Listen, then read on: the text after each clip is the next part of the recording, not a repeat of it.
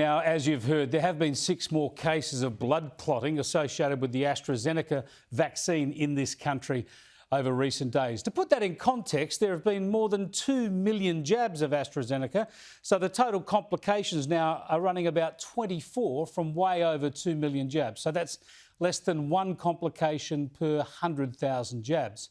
Anyway, the vaccine rollout remains a major challenge for the federal government and the states. But I tell you what's a bigger worry, and that is this talk of a vaccine passport. The idea we would have an internal document in this country proving we've been vaccinated against COVID-19 and that this might be used by the states to either allow us or block us from crossing state borders. What an abomination. Thankfully, the New South Wales Premier, the leading light for pandemic common sense in this country, says the idea is no good at all.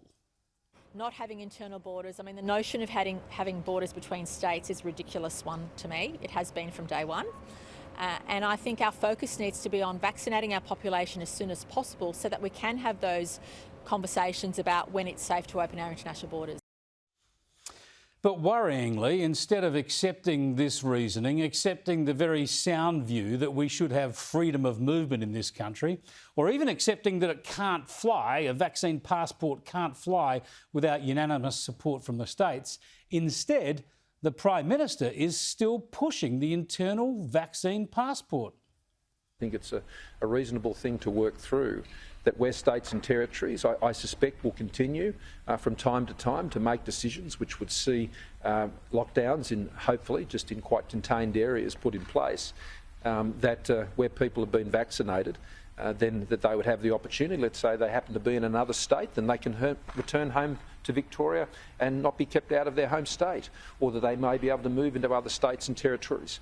I think that's something that Australians would support, and I think it recognises the reality that states and territories from time to time will be making decisions which will restrict movements of Australians across the country. Now, I know the New South Wales Premier would prefer that there were no restrictions, but she can make decisions in relation to New South Wales, but other premiers, whether it's here in Victoria, Queensland, WA or other places, I'm sure will continue to exercise judgments that they believe to be in the best interests of their states. And so it's a practical proposal, and I look forward to discussing it further with the Premiers and Chief Ministers. Please, Prime Minister, please. You've done a good job on the pandemic. The international border closures and hotel quarantine have saved this country from the worst ravages that have hit so many other countries. I reckon you've overdone the spending. I'll have a bit more on that in a moment. And you've allowed the states way too much latitude in shutting down their cities and closing off their borders. But let's be fair and reasonable here. The Prime Minister's done a good job overall. Compared to the rest of the world, you'd take our position, Australia's position, every time. But the rest of the world is starting to reopen, even the EU and the US, even across international borders. We need to be pushing in that direction too. Agreeing with the idea of more state shutdowns, more border closures is wrong.